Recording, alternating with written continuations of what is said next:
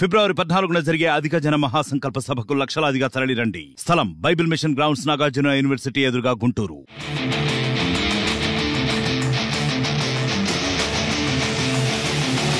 గత కొద్ది రోజులుగా పూణే ప్రజలను మస్కిటో టోర్నడోలు భయపెడుతున్నాయి. దీంతో ఆ నగరంలోని ప్రజలు నిద్రలేని రాత్రులు గడుపుతున్నారు.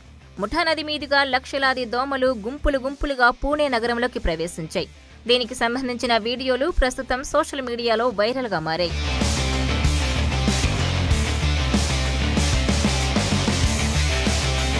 పూణే నగరంలో పెద్ద సంఖ్యలో దోమలు గుంపులుగా ఆకాశంలో ఎగురుతూ కనిపించాయి.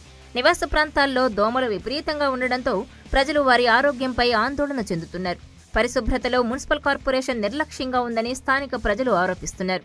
పెద్ద సంఖ్యలో దోమలు ఎగరడంతో ప్రజలు ఇళ్ల తలుపులు, కిటికీలు మూసివేసి బయటకు వెళ్లేందుకు కూడా భయపడుతున్నారు. దోమల వల్ల వచ్చే మలేరియా, డెంగ్యూ, చికెన్ గున్యా లాంటి వ్యాధులతో ప్రజలు ఆందోళన చెందుతున్నారు. ఆ వీడియోను ఓ నివాసి సోషల్ మీడియాలో షేర్ చేస్తూ పూణే మున్సిపల్ కార్పొరేషన్ సకాలంలో పన్నులు చెల్లించినందుకు ప్రతిఫలంగా కేశవనగర్ వాసులకు వ్యాలంటైన్స్ డే బహుమతినిచ్చిందని వ్యంగ్యంగా రాశారు.